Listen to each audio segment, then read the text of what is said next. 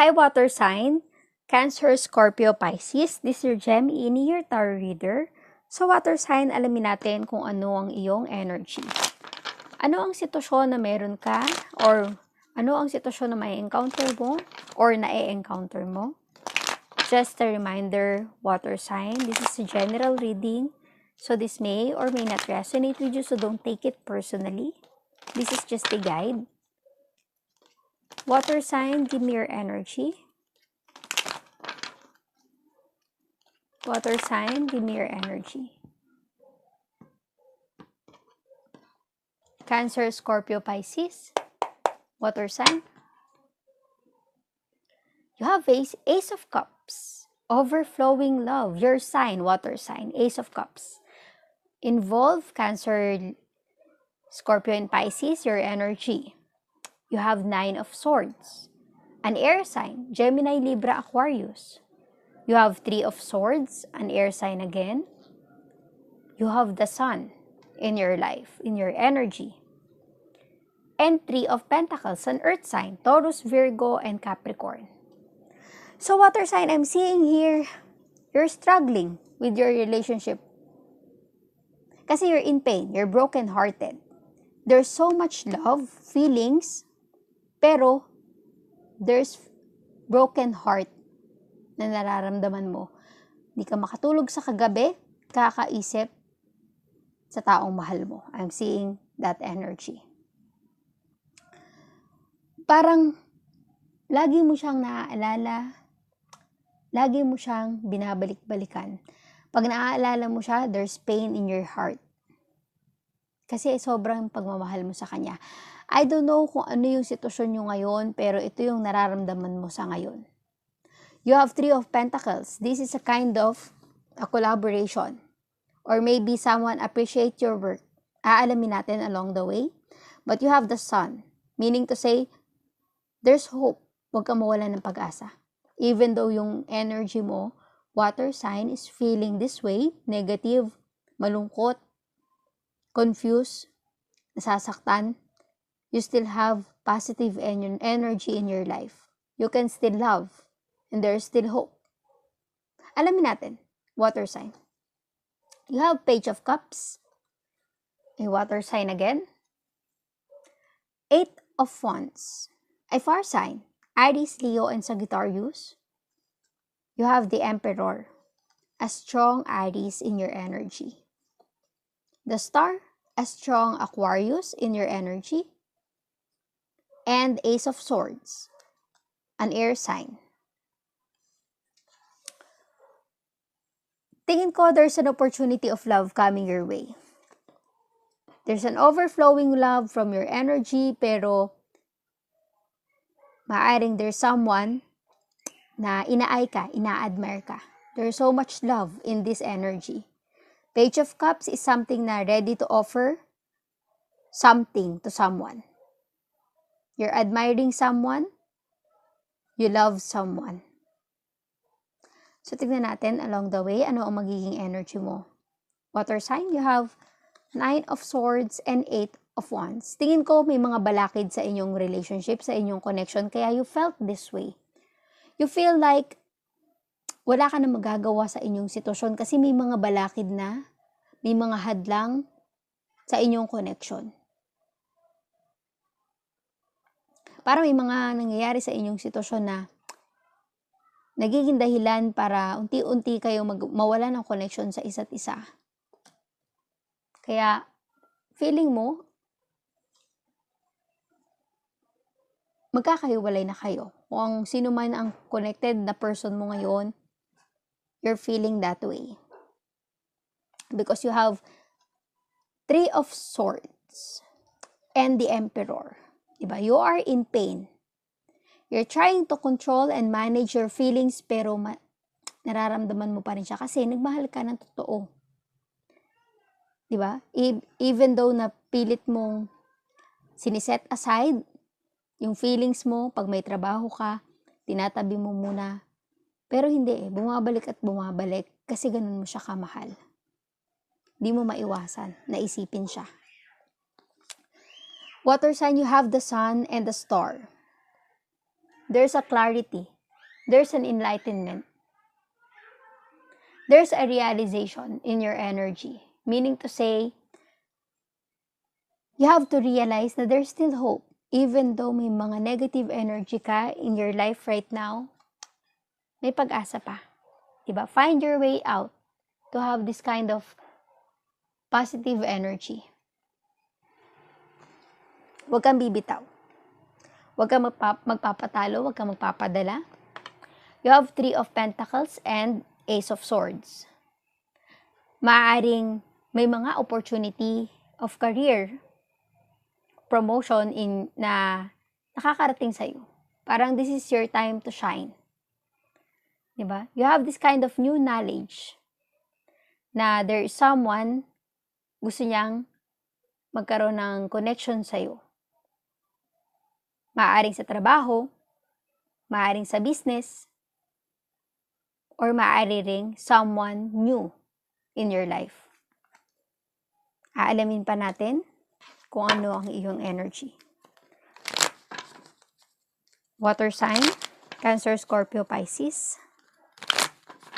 Give me your energy. Water sign. With Ace of Cups and Page of Cups, the lovers, di ba?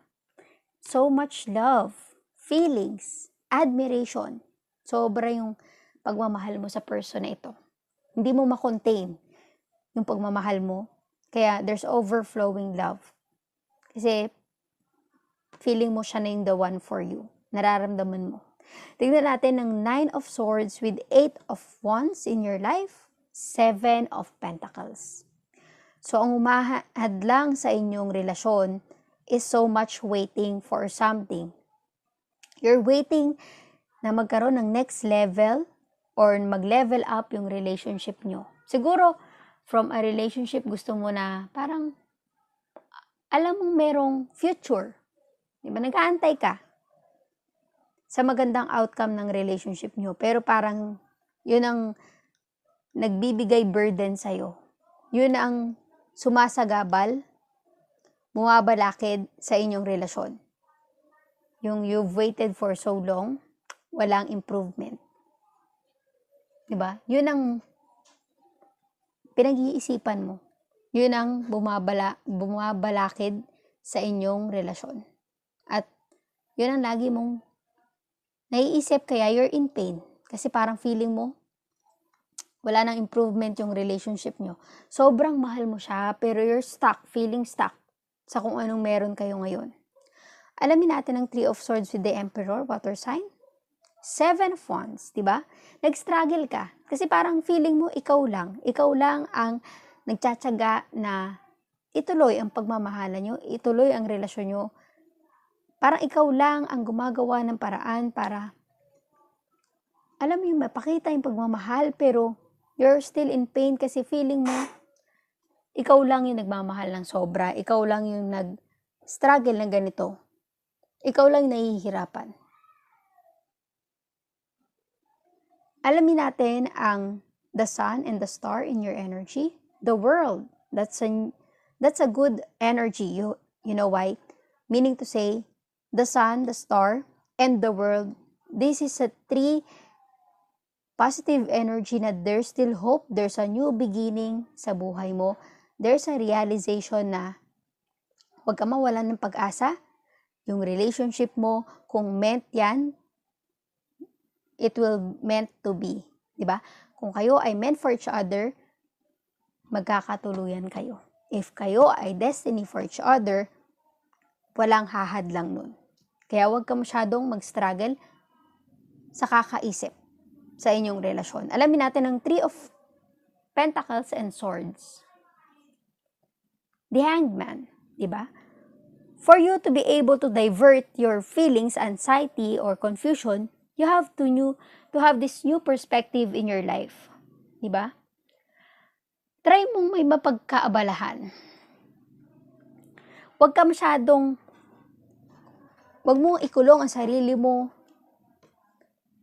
sa relationship nyo na walang improvement, di ba? Kasi kakaantay mo talagang puro problema ang dadating sa buhay mo kasi naiinis ka.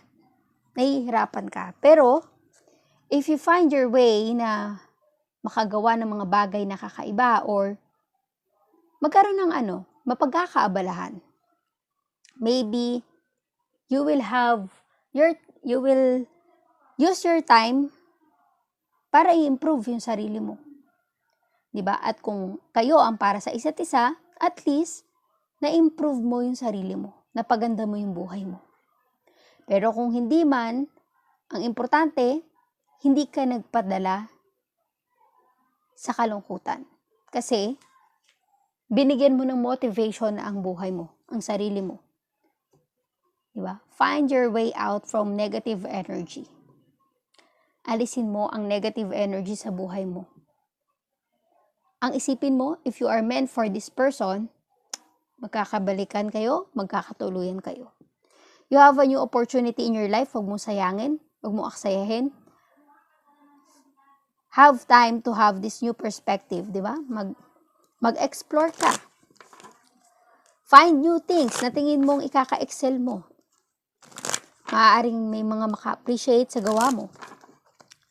Alamin natin ang advice para sa iyong energy, water sign, Cancer, Scorpio, Pisces. Water sign, give me your message for water sign.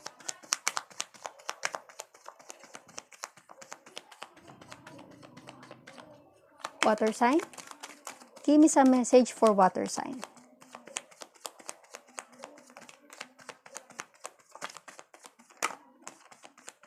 Okay. Tignan natin, water sign, what is your message? It's time to release negativity, di ba? Gaya na sabi ko, let it go.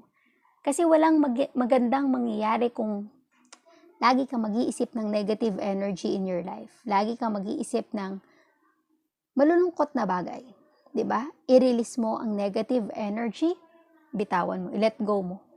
Kasi ang kakaisip na yan, wala yung magandang patutunguhan. The energy is gaining momentum, di ba? Unti-unti. Yung energy mo, for the better good, unti-unti yan.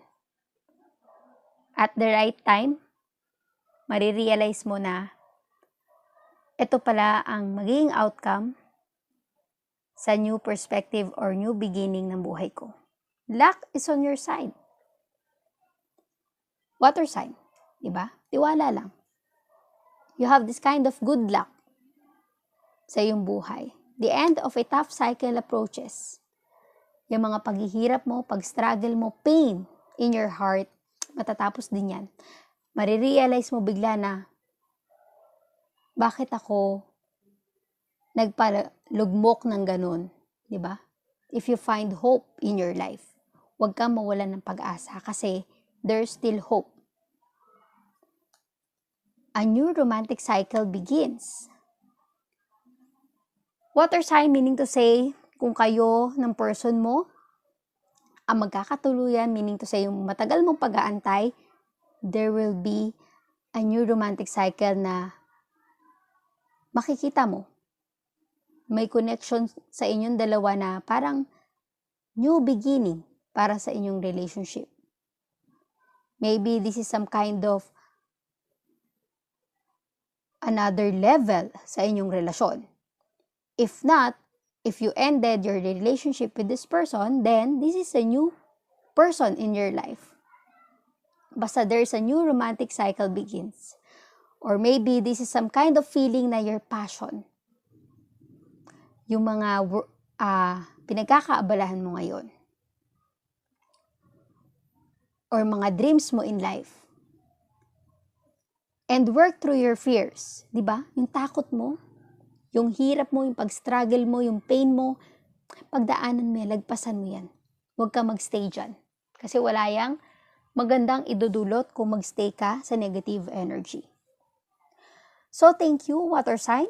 Hopefully, may nakuha ka sa advice na ito at messages. Thank you, water sign. Cancer, Scorpio, Pisces. Please like, share, comment, and subscribe for more videos. Thank you, water sign.